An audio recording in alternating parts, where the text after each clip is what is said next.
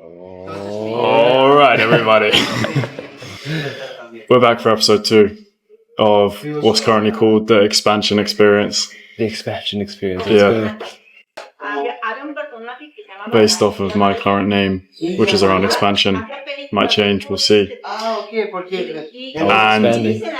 we've all been expanding. Are always expanding. Always expanding. The name could change. There you go. And I wanted to discuss a shift that has taken place here over the last 2 weeks, because I don't really understand it. But something pretty profound has changed in the way that I think about life, and I think that shift has happened for you as well. Obviously, it's something we discovered through conversation. For me, at the core of this shift is a switch away from what I'm going to call scarcity and into what I'm going to call abundance. So it's basically away from lack and into wholeness. Would that kind of represent what you would describe it as, or what do you have 2 words that you'd use for this? I like that, what you're saying, going back to wholeness. I just call it remembering. Okay, good. Process of remembering. Coming back from wholeness. Could be an experience of truth. I can explain why, but yeah, I think wholeness is good. Yeah. Remembering is also good. It's basically, for me, the core idea is we don't need to gain anything to prove our worth or internal beauty. We already have that internal beauty, and our journey is just the projection and expression of it.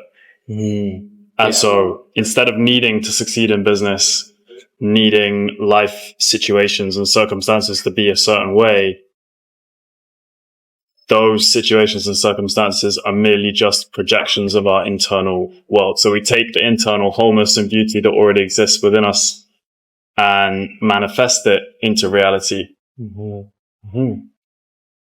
And then all the things that people look for come: adoration, money, and status, and all those things. They're byproducts of the process of expressing what you already have. Yeah, nice. I like how you say it. Yeah, for me, it's a reversing, which is what you described, right? Instead of me living my life trying to become something that I'm already not. Rich, famous, strong, whatever it is, right? Instead, going, I am at my core this. This is what I am at my core. And right now, I'm not having that experience because there's different layers that are getting in the way of me experiencing that. I use the analogy of a mirror, like a mirror that has a bunch of dirt and crud. And as you go through your journey, although it appears and it feels as though you're becoming something different, if you take on the perspective and the paradigm that I'm not becoming something different, I'm actually just peeling back those layers and cleaning off the mirror. It's a way more powerful perspective because you're becoming what you already are. And you can connect to that and you can trust in that and be like, you know what? The outer world is going to eventually manifest what is already here. Because the universe is a mirror. So if I go, I'm trying to find this perfect person, well, then the universe will be like, okay, here's the experience of trying to find that perfect person. And then that's super cool. Right? And then there'll be a lot of people who go like, oh, that's bullshit. It's like, it's fine. It's okay. It's okay. It's kind of like the difference between a recovering alcoholic and someone who doesn't have a problem with alcohol. So the life of a recovering alcoholic goes to AA meetings, does the stresses about going to the bar and practices all the things they do to try and keep that temptation of alcohol away. But someone who doesn't have that problem at all doesn't do any of those things. Yeah. So what's the life of someone with an anxiety problem is they wake up and do that anxiety routine. But someone without anxiety at all just wakes up. Yeah. Yeah. And so this was related to me. I like your analogy of the mirror, because instead of thinking about this in terms of self-improvement, which insinuates that you have something to improve, insinuates that you're trying to get away from something. I think of it as like self-actualization. Yeah. Which is, okay, we're actually removing things. We're not adding things. It's this process of removal, remembering, returning to a core truth, and stripping away the things that we accumulate that aren't us over our lifetime, through school, through family, through society. We accumulate all of this baggage, programming, ideas that don't serve us, which serve a system, which serves something else. And so the self-development process, a truly healthy self-development process, is that process of releasing, relinquishing all of that stuff and finding a core truth underneath it. Yeah. Yeah. Yeah, exactly. The nature of the universe is infinite, and it's all connected. So if, with this like backwards kind of trajectory we're taking, like we're flipping the script, right? If we flip the script about life, it's not like life is outside of us and the universe is outside of us. If we do the same thing that we just did about self-actualization versus self-improvement, if we flip it around, the universe is inside of you and all infinity is inside of you. This is also super powerful, because then you realize like, oh, it's all happening on the inside. And that's not like I'm not just trying to suggest that it's about you, Guy, or I'm not sure what to say your name on this podcast. Yeah. Okay, cool. Good. You, the me, Lion. Like, that's not what I'm talking about. I'm talking about the presence that watches everything that emerges in your experience. That is connected to infinite. So, why was I getting on this? Because there's an endless amount of possibility of what we can tap into and become. So, that means there's a well of resources, right? And again, if we it's like, grasping on the outside is going away from where it all comes from. So, and that again comes back to this idea that, like, okay, at my core, whatever it is, you can play around with it. I'm an awesome basketball player, or I'm, super strong, whatever it is, like, that you believe. You believe that is where you are at your core, and your journey is to come to recognize that again. I think it's way more powerful than, okay, right now I'm flawed, and at some point, once I go through this external journey, I won't be flawed anymore. No, it's like, I'm not flawed, but there's a distortion going on where I don't recognize Distortion. that. Yeah. Does that mean that at your core, you are already everything? Yes. But surely there's a difference between someone who is weak and doesn't have strong athleticism and someone who does. Yes. Is that process of self-development a process of returning to truth or beauty? Like, is the core of a person their highest genetic level of strength? The core. Yeah, so wait, to answer, there's a core of a person's DNA. Say that again? Is the core truth of a person them at their highest level of genetic strength? Or is that just something we care about as humans, focusing on kind of like arbitrary human stuff? Well, if we're at our core infinite, that means we have access to everything. And that's what we have to be careful about, is that means everything. Everything. So all the things that are in our life that we don't want, that's because we have a bias and a preference to certain things. The universe doesn't, God, like the creator, non-dual, unbiased, before all laws. It doesn't care. It has no desire, no will, because how could there be anything outside of the power? It's the thing. But it's just an endless, infinite potential amount of energy that is willing to express anything and everything, in my humble opinion. So from that, it's like, if that is what the resource is, you got to be careful. And a lot of us are just like, unconsciously, there's a lot of things going on in our experience, and we're bringing forward a lot of different things that perhaps we don't want or aren't good. But then it's like, what is really good and bad? If it taught you something and it helped you to love the process and got you closer, really depends. So it's good to realize like self-actualization. Even people are like, I transcended. It's like, well, really, if you transcended, then you've gone through the good and the bad. You know, like people get, I think they, cause I did, but I see a lot of people thinking like God, or it's like a positive thing, or like that's a good thing. It's like, it's everything. So, and then we're in this dual polarity world, right? So you're going to get both, you know. There's a lot to dive into there. There's a lot, yeah. There's a lot to unpack inside of that, because,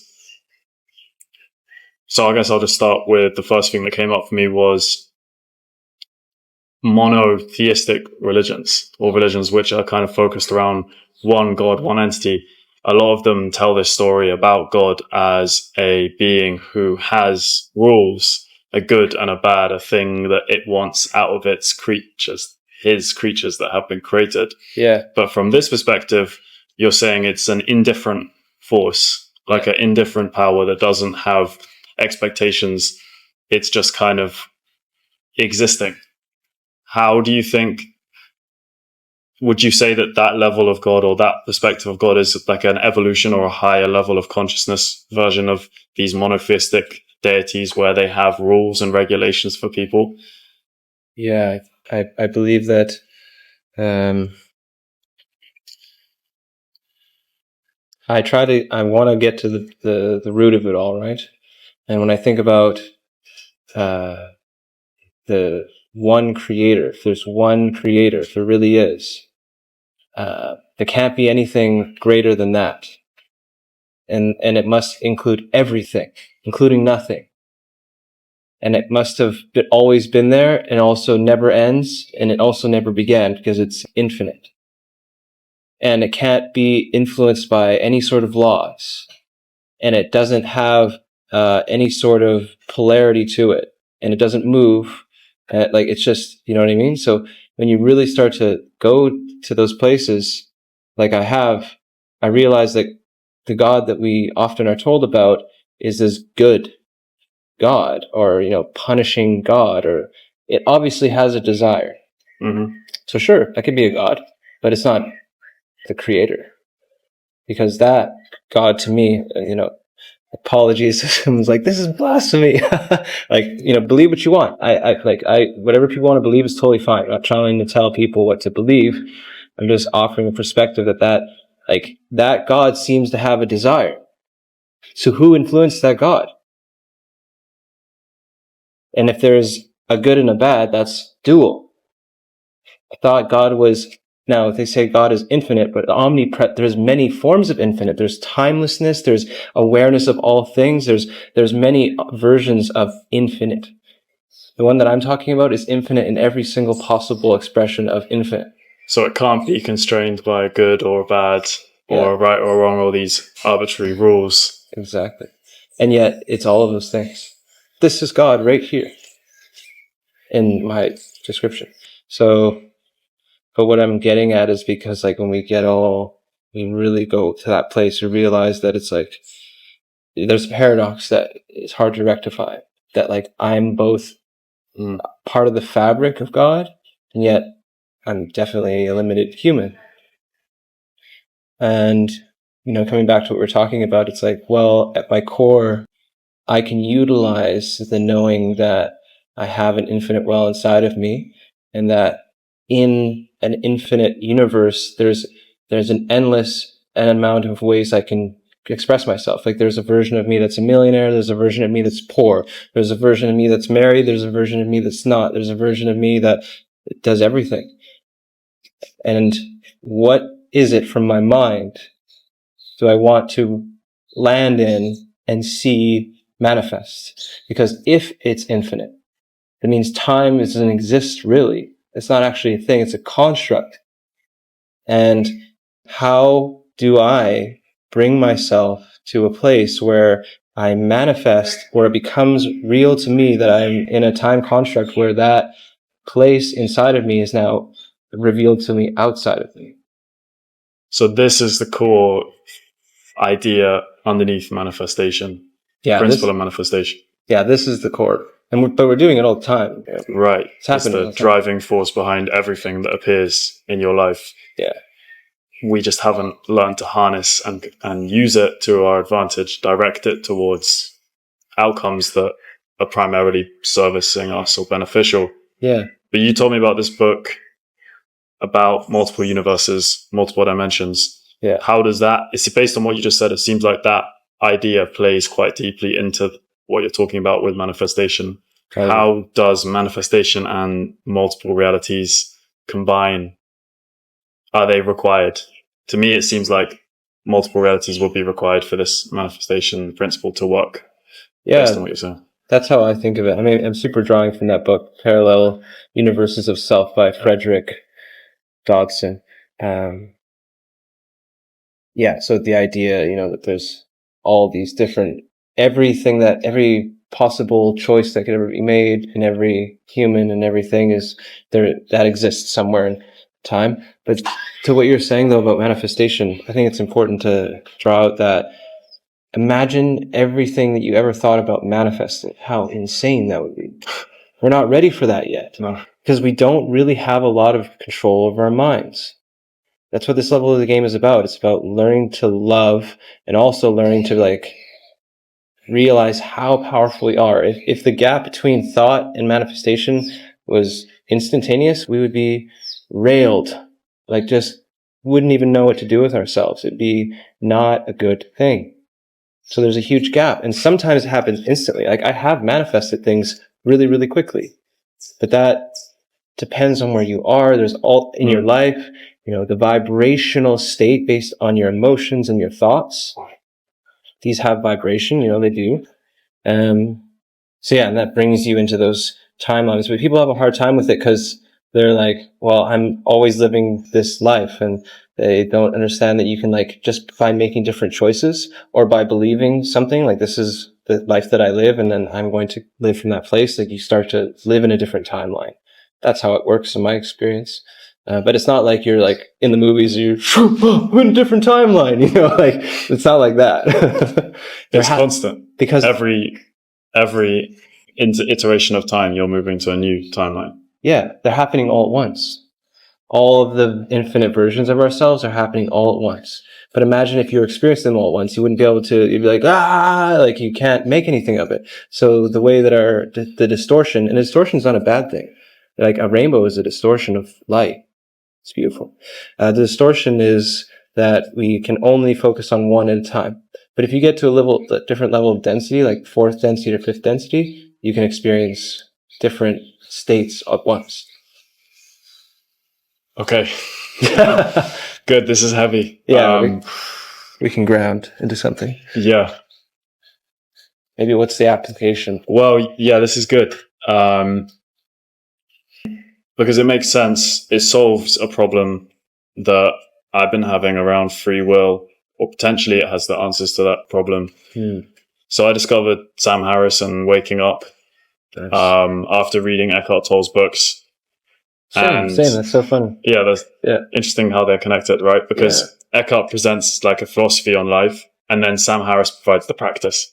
Yeah, totally. Eckhart provides a secular, non-religious way of practicing spirituality, and he explains how that works philosophically, and then Sam Harris is well, here's how you do it every single day, practically, because you can read the book but you'll forget about it. You slowly forget about it. But if you do the meditations through Waking Up, then you have an opportunity to enter the presence, the nothingness, dissolve yourself every single day. Yeah. But there's a problem with Sam and what he teaches. Not a problem, a difficulty, something I've been struggling to place in my model of the world, which is that his argument against free will. Yeah. Because Sam looks at, through observation, he looks at what happens in the mind, and he says, okay, if we recognize that in the present moment, the self doesn't exist, and we exist in this non-dual state of awareness where there is no object and subject. So there's no guy looking out at the world. There's just the world. I exist as a sphere of consciousness. Just everything that happens to me is this non-distinct, non-separate wave of stimulus Yeah. There's no self observing that stimulus. There just is the stimulus. The feeling of observation is another stimulus within the field of stimulus. Yeah. From that perspective, there's zero observer. Yeah. And there's zero difference between you and the consciousness. And so there's zero opportunity for an observer to choose between one or another. Things just happen. Thoughts come into that experience and then are picked. Experiences happen and change. There's no me at the steering wheel. There is no steering wheel. And that way of looking at the world came to make a lot of sense to me. Was that I can feel that. I can see how that works. I now can no longer understand how you could justify free will, because you can justify it as much as you want with like philosophy. You can talk about why free will should exist, but you can't negate the observable seeming truth that when you get to the present, there is no self to pick between things. Yeah. What that makes me think about is the double split experiment. And it's not that just thing that is observed changes based on whether it's observed, that the observer also changes too. Okay. So the observed and the reality you can't have one without the other. So if you're in the state of consciousness, there's no like material reality, right? It's just pure potential energy. It's just a presence that exists. So I guess let me know if this is the right direction. Are you saying that like the only place of free will is that place of pure presence? Or is that what Sam Harris is saying? He's saying that there is no place of free will at all. Well, I mean, that gets me thinking about in an infinite world, you could say it all is what it is. There's no more, there's no less. But then this is the paradox. I think this is like, we're really getting to like the core of existence. And it's like the greatest game ever created. It is, because it's happening and it's also not. It's real. It's also not. You could say there's free will, and you could just say there also is not. Right. One of the answers I used to have for free will was that at lower levels of consciousness, you're running a program. So you're going through life, you're an NPC, you're just stimulus response. As you increase your level of consciousness, your mental state, the time between, to quote Viktor Frankl, the time between stimulus and response increases. Yeah. And in that space is your opportunity to make a decision. And so instead of instantly running a program, there's the opportunity to pick which program I want to run in response to this set of material conditions. Yeah. And for a long time, that was my answer to free will. But it still comes up against this core problem at the heart of observable reality, which is that I don't exist in order to pick a choice. Yeah. And so that is maybe a lifelong mission to solve that dilemma. It's not. Yeah. And I've been getting on fine just acting as if free will does exist. I can sit with that and then just pretend it does exist and keep doing stuff regardless. Yeah, I think that, there is. Okay, so there can be like truths, right? Like, are things that really like rules, I guess you'd say, of the universe. But you don't have to believe those rules, and that's true. I'm starting to like in my life, truth is not always this like residing thing. It's how we live our life. And this is a weird paradox again. There can be like a universal truth, like vibration, like everything's vibrating. But if someone decides that's not true for them, then that becomes an expression of the truth. Yeah. So someone's like, I have no free will. Okay. I'm free to do whatever I want. For me, I believe that we live in a universe that is projected from an infinite source of mind, an unlimitless, infinite potential energy, and it's projecting out a holographic reality where every part of the reality contains the whole reality. You know what I mean? Like a projector, like each pixel has the whole picture in it. So this is the core meaning of as above, so below. Yes. And we can look at that in terms of the universe's that classic image of like the star systems, which look like a map of the neurons in the brain, which look like a map of the cells which make up the neurons. Yeah. And Exactly. that's one method of depicting as above, so below. And you were talking about everything as boxes. Okay, we're in this box of the atmosphere, we're in the box of the human body, in the box of the cell. Okay. Yeah. Exactly. But if that's not true for you, then that's one truth. Then that, yeah. But that was an interesting distinction we came to the other day, which was truth doesn't exist. What can be called truth is completely subjective based on your perceived reality. So what's true for one person is not true for another person. It's both. They're both true at the same time. Sorry, continue. Yeah. I found it more useful to think about truth in terms of beauty. Yeah. So what if what's actually true is what's beautiful? Yeah, but I mean, in some depictions of beauty is just whatever is. Yeah. Yeah. Like when you get to like the highest form of beauty, it's like just creation. Maybe that perception of the world as accepting everything, regardless of what it is, as beautiful is the most beautiful way of perceiving beauty. For sure. I would say so, because it has no conditions. No conditions. So it's unconditional love in that sense. Yeah. In the truest sense. Yeah. And that's what, that's my understanding of what love is. Like people, like even myself, it's like, what is love? Divine love. It's just the fact that it can happen. And that life is going on and that all things are allowed to occur. It's love. But we think of it as like feels good and it's nice and like courtship. Love is just like the fact that there is an intelligent design and that everything is happening because it's occurring.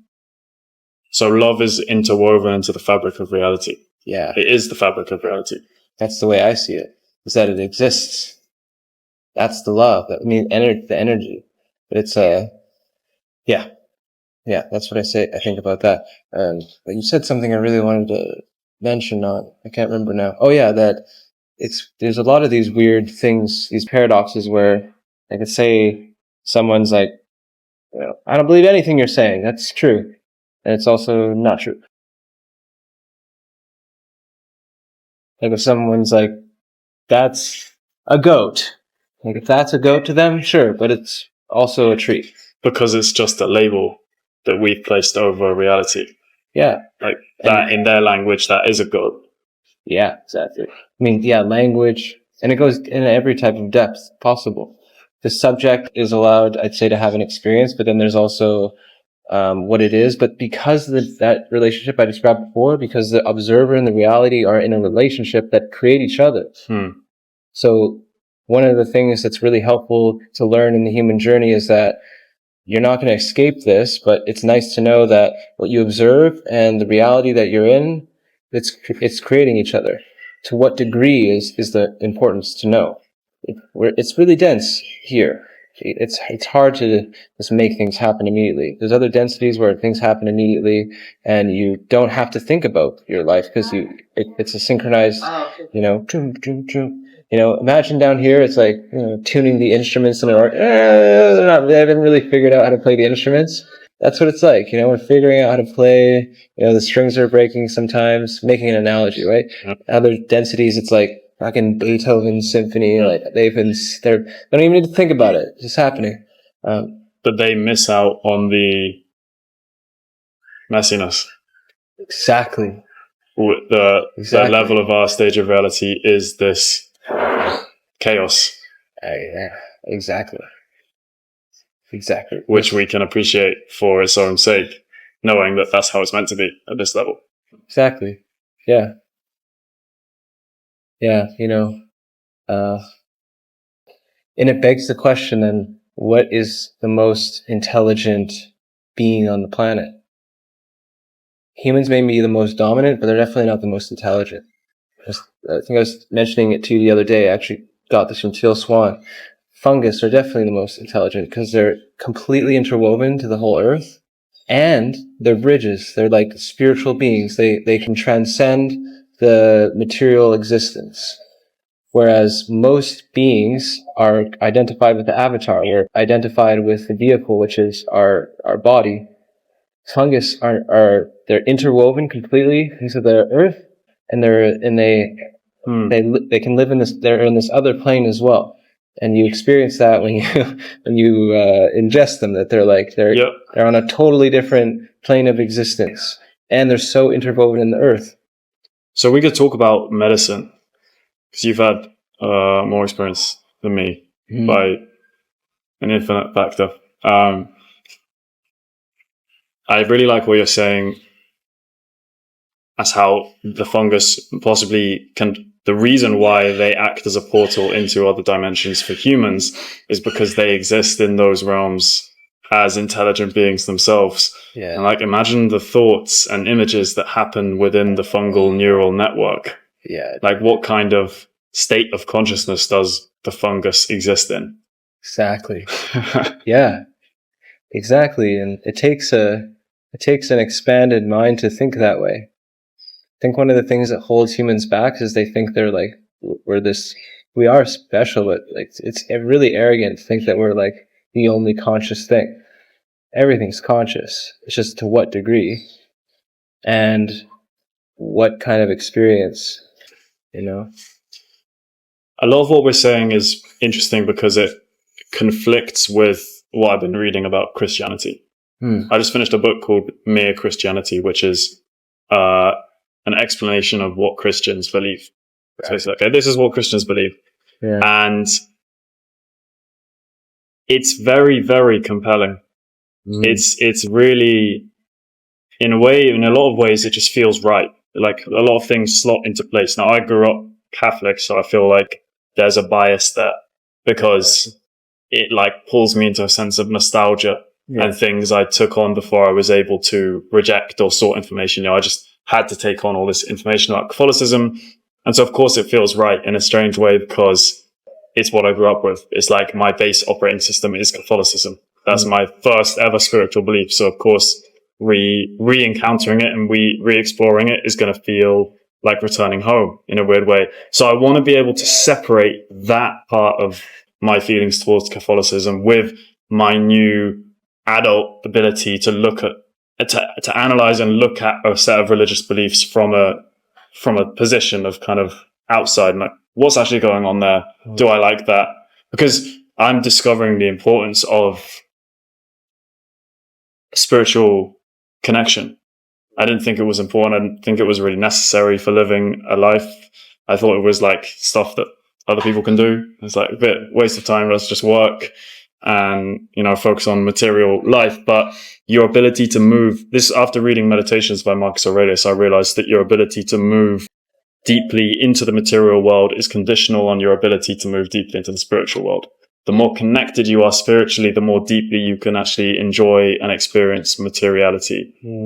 Because you're able to relinquish your need for the material world to act in certain ways. When the material world is all that exists, you need it to exist in a certain way. So I need this to happen. I need this to happen. A big moment and phase of enlightenment for me was letting go of materiality needing to exist in a certain way. Yeah. Oh, okay. I don't need that to happen that way. But I was only able to do that. It doesn't mean I was able to become completely not needing anything, because I was now able to rest on this thing. So it's not that I stopped needing something. It's just that I started putting what I needed into somewhere else. And that somewhere else was spirituality. It's like, okay, instead of resting in the material world, I can rest in the spiritual world. I'm wondering if I'm wondering if an even higher level of consciousness needs nothing at all. But as humans, maybe we need something to cling to for sanity. I drifted quite far away from Christianity, but it's all connected.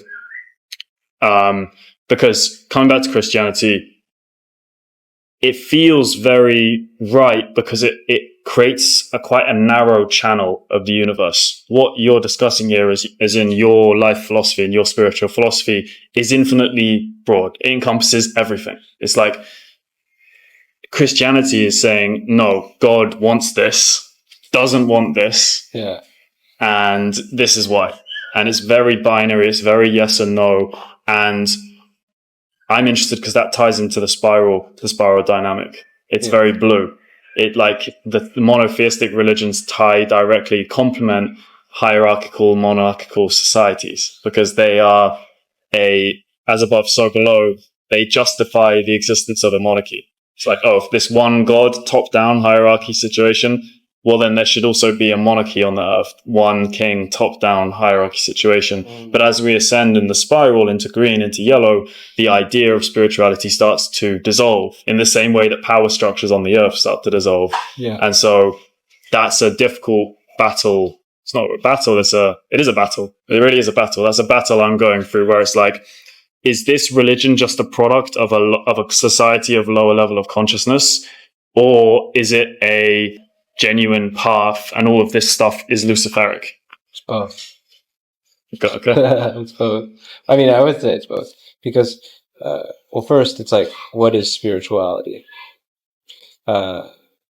If a soul incarnates into a body and they want to learn how to make money and they have a very material life, is that any less spiritual than someone who, like that's, so that's something to ponder. It's like, for me, the spiritual path is the most genuine path. What is it that I need to work on in this life?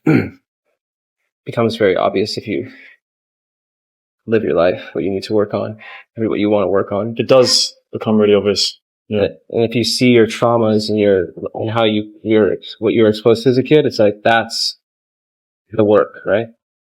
But to what you said about, is Christianity an expression of lower level consciousness, or is it, what was it?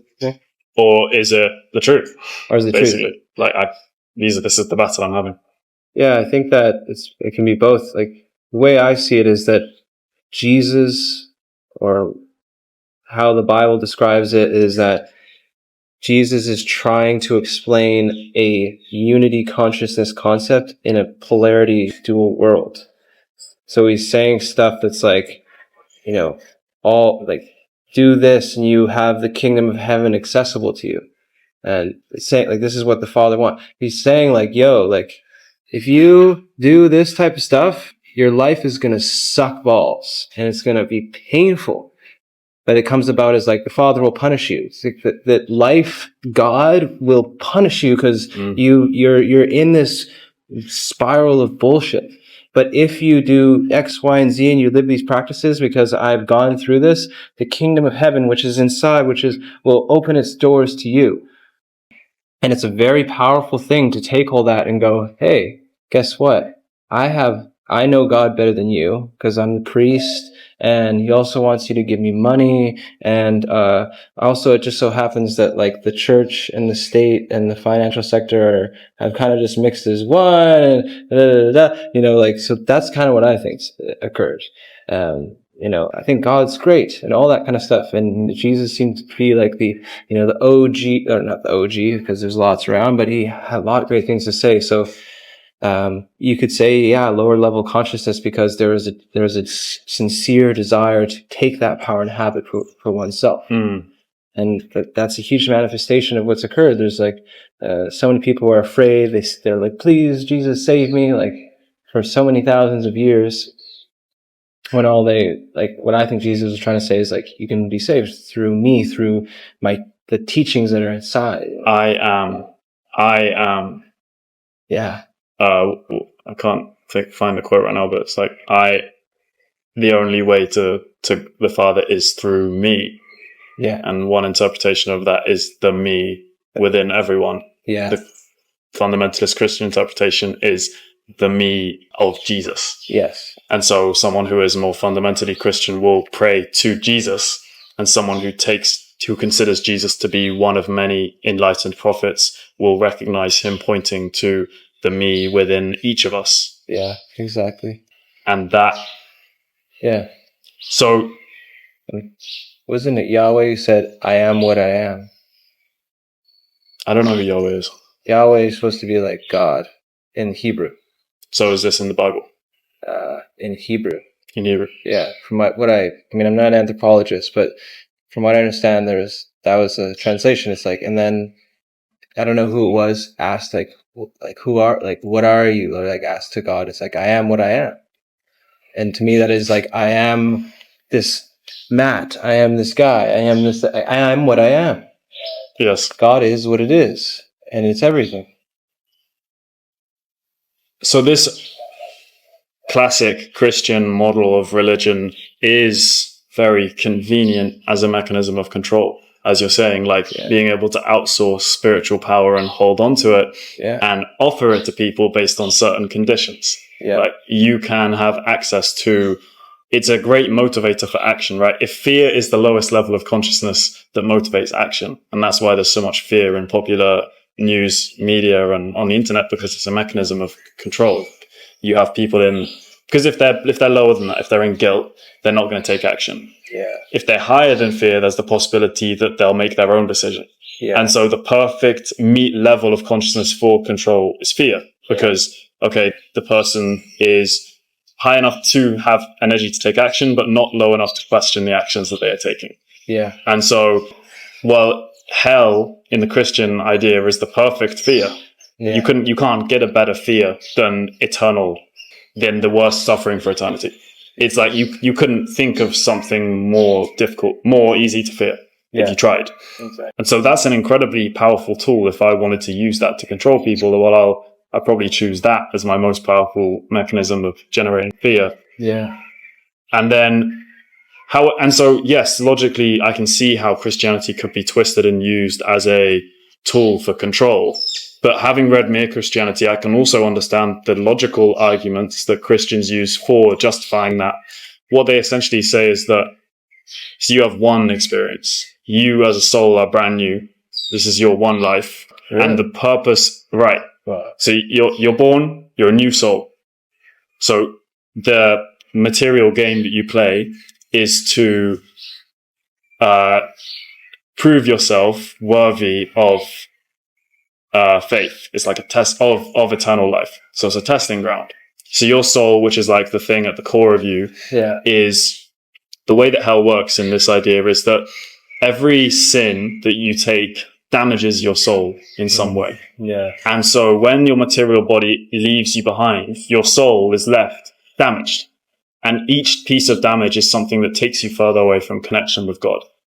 And so what hell really is living with the flaws that you practiced on the earth forever. So if I'm greedy on earth, that's probably not a big deal because it's only like 80 years. This is not that bad. But imagine being greedy forever. That's hell.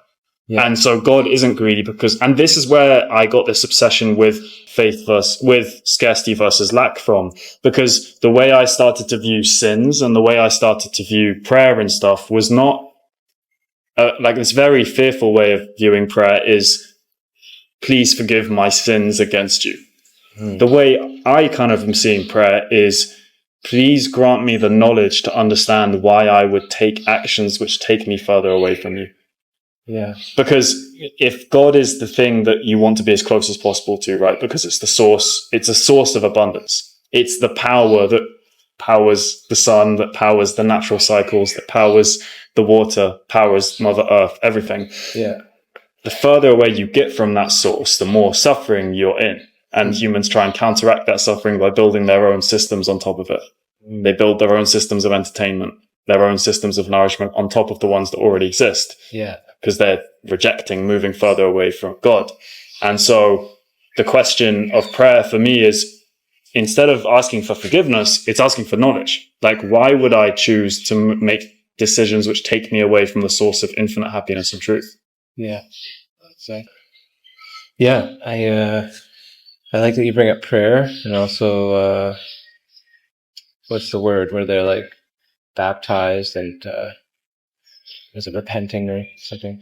But anyways, I think that this is another one that can be reversed. It's like we've been taught that you have to be, please God, please, I'm so, like, forgive me, I'm so sinful. I believe that it can switch it around. Like, of course, if you feel shame because you've gone against your own moral values, that's a good learning lesson. Like you said, it's like, God, I'm so grateful. I'm so grateful to be alive. I want to live my life. And I'm realizing that there's this pain in my life. And I'd like the knowledge, like, help me to learn what I'm not seeing. But the gratitude is so important. And I read, I can't remember that book I showed you about the woman who did like the deep anthropology research on Jesus. She was saying that when it was like, Jesus in the river with, can't remember his name, his father, is it like his adopted father, whatever? Joseph, is that it? Yeah. When he's in the river and he's baptizing people.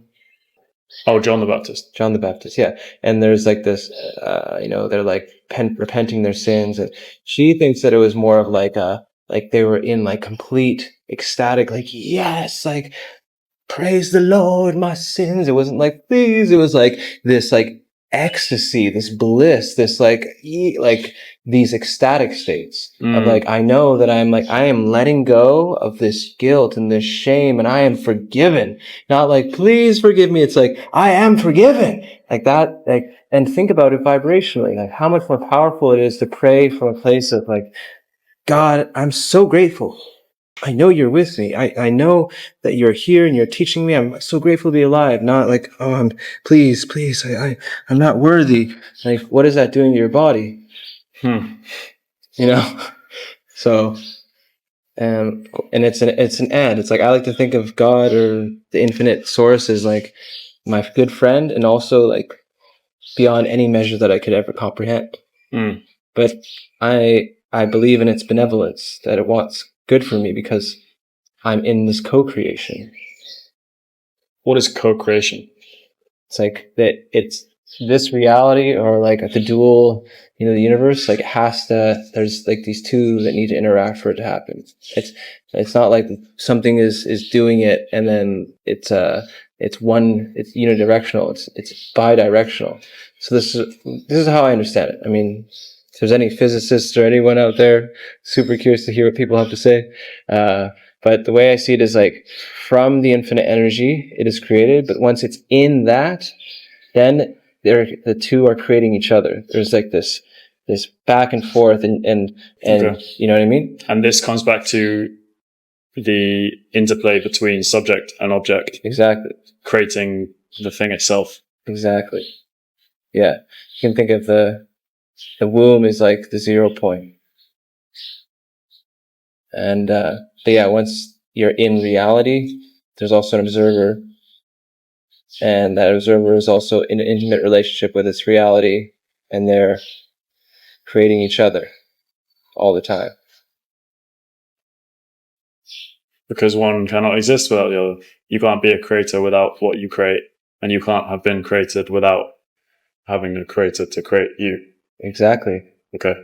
So, and it all comes, yeah, exactly. Yeah.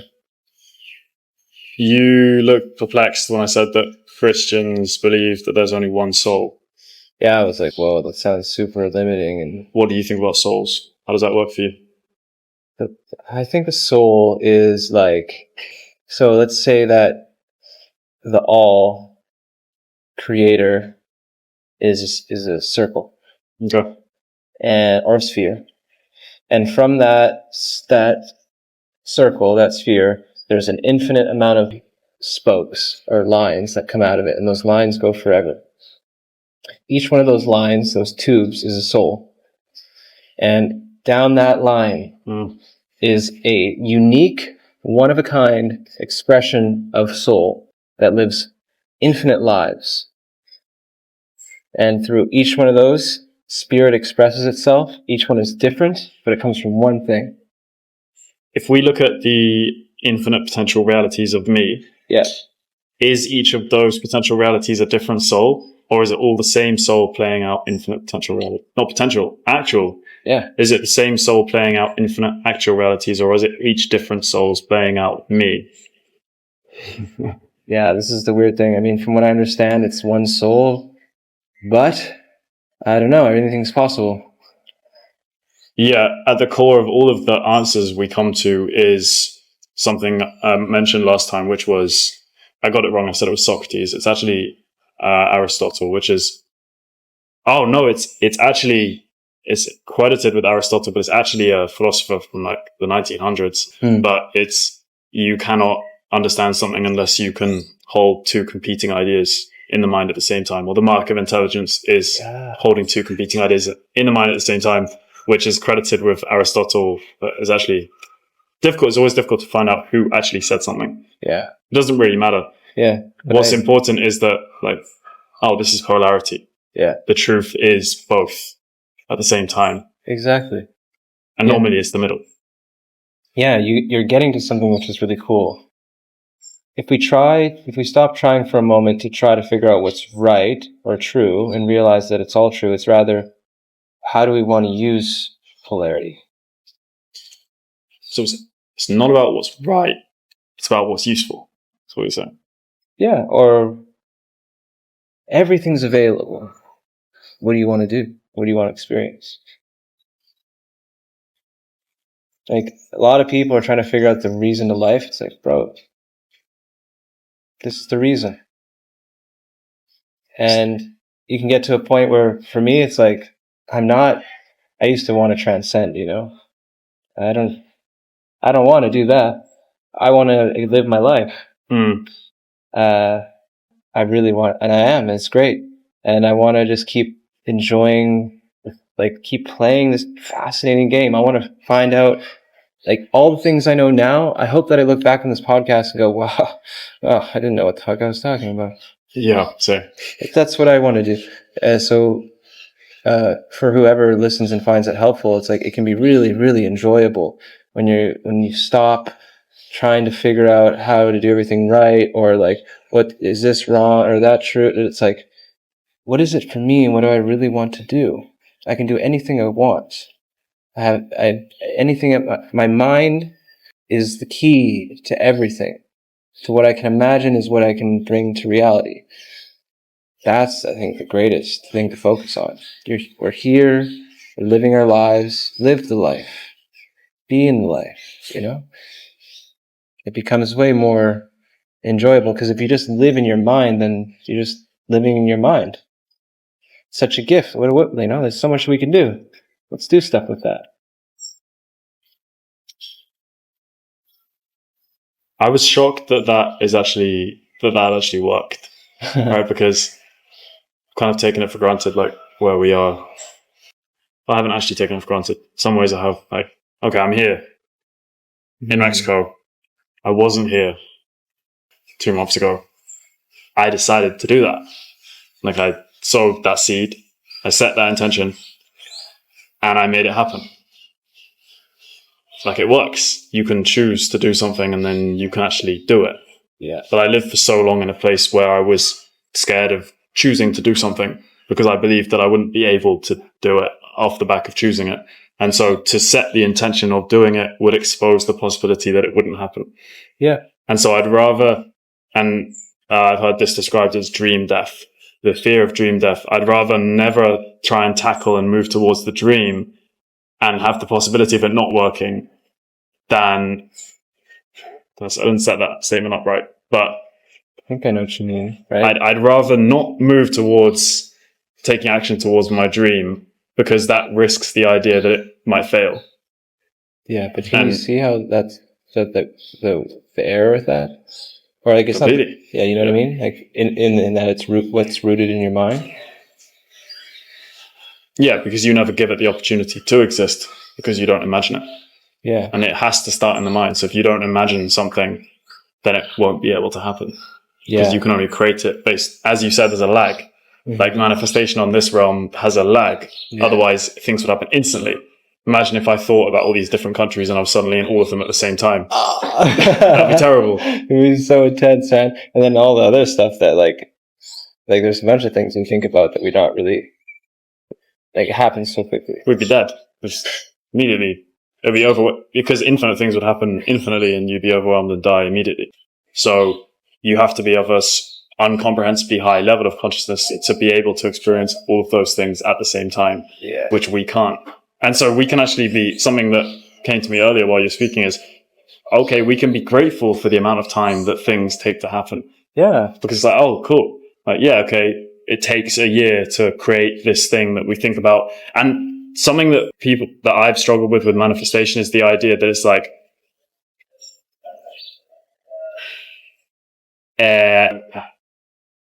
kind of wishy-washy way of thinking about life. Like, oh, I'll just think about this thing and it will be mine. The own manifestation for me is true not because you just think about something and it happens, but because it's only by thinking about something that you can then work towards it. You won't put in the work towards achieving something unless you first think about it. Yeah. Nothing exists before a thought. So, yeah, exactly. This whole for sure, you vibrationally bring yourself to a state, but it's not just going to come to you. You got to do stuff. You got to take action. I actually made a funny reel about this. It was like, the universe, I want to manifest this. I want to have this experience, please. And then the universe is like, all right, I'll give you the experience of wanting to have that experience. Here it is. And then it's like, no, I really want to have this thing. All right, here's the experience of wanting to have that thing. And then you just break backward, just to make a joke at oh, so you're saying the thought needs to be, I'm so grateful that I have this thing. Yes, but it's a paradox. Okay. For me, I'm experimenting with this. I'll watch this podcast in a few years and be like, see how well it worked. Well, it's going to work. See? Change myself there. I am a millionaire. I believe it, feel it. I'm a very rich man. And even though I don't have $1 million in my material existence, I'm going to live like that. And I'm going to enjoy my life and keep moving towards and know that exists. That already exists. That already exists. And I am going about my days seeing how that comes about. I'm not going about my days being like, is it going to happen? Because that's what I'm thinking. I'm going, I am a millionaire. And I'm going to go about my days and being like, oh, nice. It's here now. Huh, cool. Right on. Amazing. As expected. Right on time. I can really see how this book is serving the one of multiple dimensions, because actually that dimension does exist. If every expression of reality exists, then if you just find the one that you want, which is this beautiful life where you are a millionaire, you're like, oh, that does exist because everyone exists. Yeah. So the one that you move into is the one that you think about moving into. So if you think about moving into the one where you have a beautiful life and you're a millionaire and all that stuff, then it already exists, and you've just put your pin on the map, and the boat is now moving in that direction. Yeah. It's not that this is, and from our perspective, it's better or worse, but from a higher level perspective, they're all good. Yeah, exactly. They all are. Exactly. But from our perspective, we can be like, yeah, this one's better. Dude, exactly. Exactly. There's no good or bad on those planes, right? But yeah, exactly. That's it. And this is, what was I going to say? I know it's possible because I've done it many, many a times before. I remember when I was like, I'm going to live in a loft in Vancouver. I was like, and dude, lofts in Vancouver are $1 million. Or if you just rent them, they're $3,000, $4,000 a month. I was like, I'm going to live in a loft. And this was when I was renting a room. I was renting rooms in Vancouver for $500-$700 a month. How am I going to afford a $3,000 to $4,000 loft? I have no idea, but I was like, I'm going to do it. And I wrote out what it was going to be like. It was going to be 20-foot ceiling, rings hanging from the roof, movement space. I was like, I'm going to do it. And as I went on that journey, I had a friend who invited me over to his loft, started hanging out. Just so happened that loft had rings hanging from the ceiling, movement pads in the loft, 20-foot roof. And I told him about this. I was like, I'm going to live in a loft, bro. I don't know how. And he's like, do you want to live in this loft? It's like, really? Yeah. And I was like, dude, I don't think I can afford to live in this loft. He's like, what can you afford? And I told him how much I could afford, which was triple my rent. I was willing to bet on myself in that way. And he's like, let's make that work. And we made it work. And I lived in that loft for 3 years. Okay. And there's other things in life. There's many stories that I could tell you about that, where that's happened. But the thing is, it's interesting, for me, anyways, the point is, if you have the thought, you can go after it, you can do it, and it can happen. There's nuance within that. There's many a nuance, but if you really believe it, if you're like, that's the life that I'm living and I'm going towards, then it happens. And sometimes it happens quickly, sometimes it takes years. The whole me being a millionaire thing, it's definitely been something to work on for me. I'm enjoying that process, but it's going to happen. It'd be pretty boring if it happened immediately. Exactly. Exactly. It'd be super. Imagine you could just have whatever you want, whenever you want. It's like, it seems nice, but it's the naive mind who wants that. Yeah, it's the level of reward that we get from the rewards that come to us is the depth of the pain we had to go through to get them. Exactly. Do you see now that if we're infinite, the only thing that makes this enjoyable is if we distort ourselves to the point where we forget how much we have accessible to us? Right. Otherwise, it's just problem solved. No point in playing the game. There's no game. There's no game. Yeah, there is no game then. So is this just like, how does infinite consciousness get bored? It can't get bored. So what's the point in creating a game? How does that, do you have that answer? This is like one of those questions where it's like even in the Kybalion, they talk, that's where I got the concept of all, like the all. They talk about like some people believe that it got bored, but then it can't have a thought. Yeah. So can't get bored. I don't know, to be honest. Like, I think there's just some things we may not know. This is my theory. My theory is that somehow, in some way, the game is created so that we could never actually know how, because then it would end.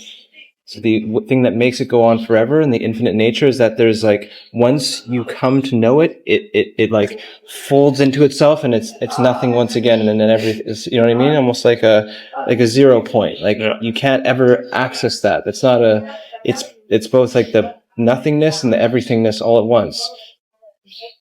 That's my theory about that. It's like, how did it happen? It's like, well, it was always here, but it never began. Okay. I've got 2 channels I want to go down. Yeah. I don't want to forget that either, but I want to go down both. Okay. One of them is the Kybalion. Yeah. The second one is Pascal's wager. Actually, I know that. So I'm going to lock both of those in. Start with the Kybalion. Yeah. Number 1. The Kybalion is a book written in 1908 by these Victorian guys from a society called the Free Initiates. Yes. And the Master Key Society. And it's a study of the principles of ancient Hermetic wisdom, the lessons of the wise man of ancient Egypt, Hermes Trismegistus, Hermes thrice great, who was considered the wisest man in ancient Egypt. And these are his 7 principles. Hermeticism is literally from his name, Hermes. It's based off of him and his philosophy and his understanding. What do you know about Hermes Trismegistus? How did he know so much about the universe and life? And how come these principles that were created thousands of years ago seem to be the core of what we at least now come to understand as the base of the universe?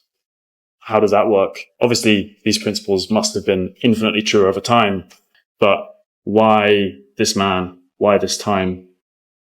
What do you think about that? Yeah, I think that what I've heard is that Hermes had many names. Thoth was one. I didn't know that. Yeah. The emerald tablets of Thoth are also from Hermes. Okay. So I believe, from what I've investigated, because Hermes was believed to be a god, and when something's believed to be a god, it's usually just a really higher dimensional being. So I think Hermes lived for a long time and incarnated in many different bodies and embodied the principles. They talk about in the Hermetic principles that like there are causers among us. Yeah. And I think that he embodied the principles and like from a direct experience of them, navigated a different plane of existence and lived different lives and like reincarnated consciously into different bodies. That's my interpretation. Yeah. What do you think about, or why do you think so many ancient books point to these miracles and things, reincarnations and things that happen in the past? It seems like there's been a really long lag since anything like that has happened.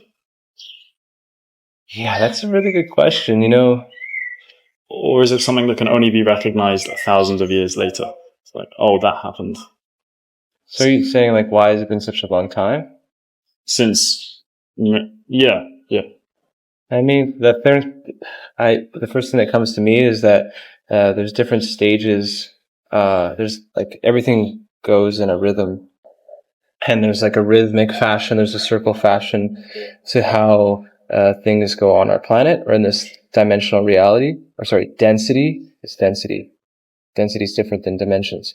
So the density, it's like we go through these stages of forgetting and remembering, which in a more scientific point of view is like the Earth gets closer or further away from the center of our universe, which has a huge electromagnetic energy, which is intelligence, really.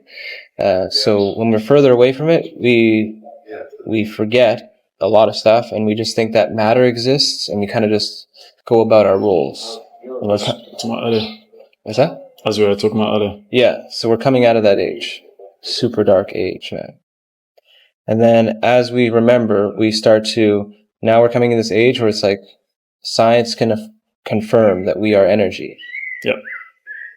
We're in a new age now. It changes everything. And then there's an even higher age where it's like we have access to, like, at some point humans will be able to like speak without words and all these different types of crazy powers, and then the highest age is where we don't really do too much because we're like pretty much sitting there meditating, like we're very much more one with that infinite electromagnetic energy, you know.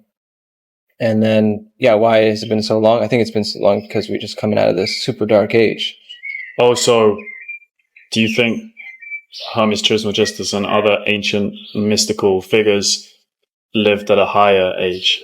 Yeah. And that humanity went into a darker age and is now coming back out into into a higher age. Yeah, so ancient Egypt was a higher level of consciousness society, and then the Middle Ages, the Dark Ages, and then the Renaissance back out slowly. I think yes and no. I think it's hard to, I mean, it's really hard to say because there's so much distortions, but like yes and no, because we don't really know how long Egypt was around. And like some anthropologists off record, they'll say like the Sphinx is like 40,000 years old. And then not 4,000. Not 4,000. Yeah. So if we go by that, that could be a complete cycle because it takes about 25,000 years. There could be two cycles, right? It takes about 25,000 years for us to get through that whole cycle, those ages.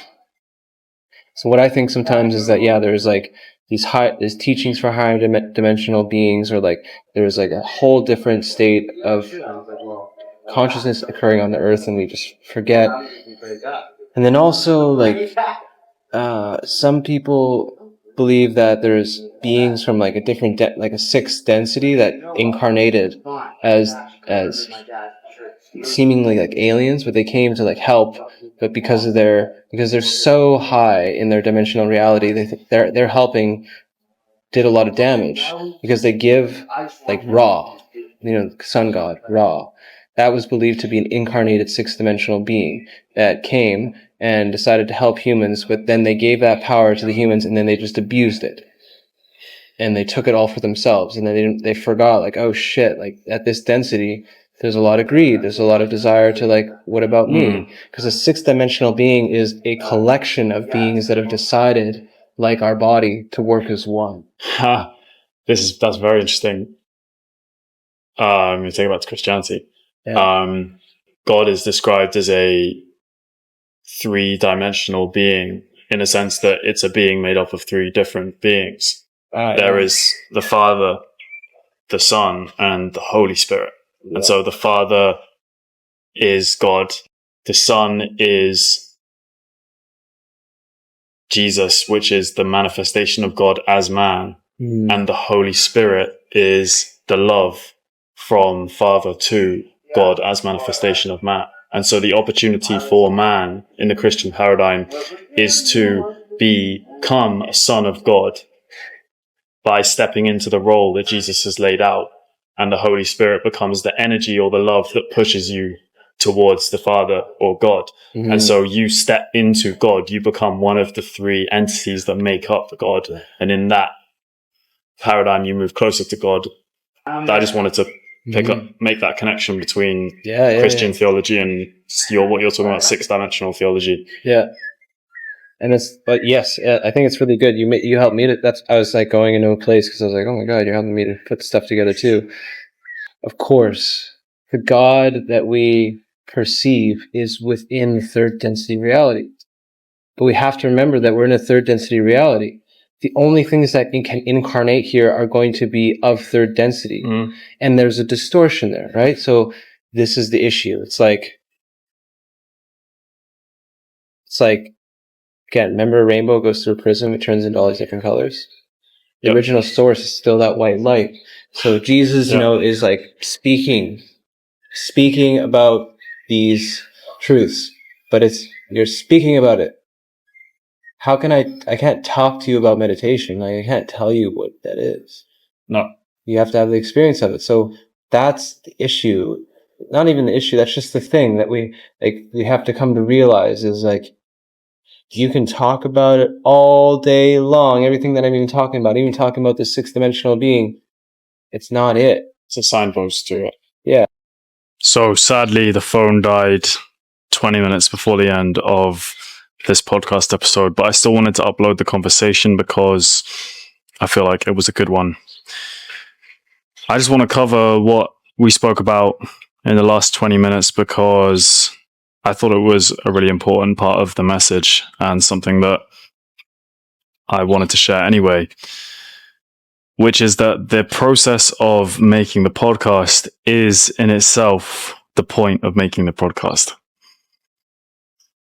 It's about doing the thing for its own sake. And operating from this place is the most beautiful and best feeling place to operate from when you're doing anything in life. When I'm making the podcast for its own sake, I get to move deeply into the conversation. I get to focus on actually exploring a topic. It's a genuine process of discovery. And having the camera, having the conversation recorded facilitates that process. It makes it more serious. It becomes an experience. You get to play a role of someone who's looking for answers or someone who's got information. And it's a fun game to play. But having a serious podcast like this where people listen to it is also really good in another way because it stimulates you to learn more. When you have to speak on something and you have to express your ideas and ask questions and discover and examine a topic, you very quickly get to grips and start to see your limitations. You very quickly start to see the areas that you thought you were knowledgeable on fall apart. Actually, it's a facade. I'm building a facade of knowledge around this topic, picking a quote from there, an idea from there, a book I read a while ago, and you create this idea or illusion that you're knowledgeable, that you are well read in an area, and then you're forced to explain an idea, you're forced to confront an idea and grapple with it, and you're exposed to the fact that you didn't have that. And so if I never exposed my level of ability, if I never exposed the where I'm at in this way through a public conversation, I never have the opportunity to test and improve, because you can't improve what doesn't exist. You can't improve what you don't track, what you don't measure. And so this is a mechanism of measurement. It's an ability for me to track and measure where I am in terms of my knowledge on the topics that interest me. And it's only through recording conversations like this, because it's not perfect. Never will be. I'm not where I am in terms of knowledge and communication and articulation. But it's only by marking my level, admitting that this is my edge, this is where I'm at in terms of my abilities as a podcast host, that I could ever hope to improve. That's why I make videos. That's why I make podcasts. It's to discover and solidify my genuine level in life. Because one of the things that held me back from developing as a person was being unable to have the humility to admit where I actually was. Because that induces fear. It means having humility and dropping pride and dropping ego and saying, actually, no, I'm not as good as I like to think I am. Because we can associate ourselves on the internet by watching videos with smart people, and we can imagine that we're like them and that we sound like them and that we communicate like them and that we know the same amount as them just because we can listen to them and understand them. But understanding is not the same as knowing. Just because you have heard something, just because it makes sense to you, doesn't mean that you know it. Behavior is knowing. And so if it changes your behavior, that means you've genuinely learned. And so this is an incredible vehicle for me, making podcasts, recording videos, listening to myself speak, listening to myself have a conversation about a difficult topic is an incredibly valuable tool for growth because it exposes my genuine edge. It exposes where I am. And only from that place can I hope to improve, can I hope to grow.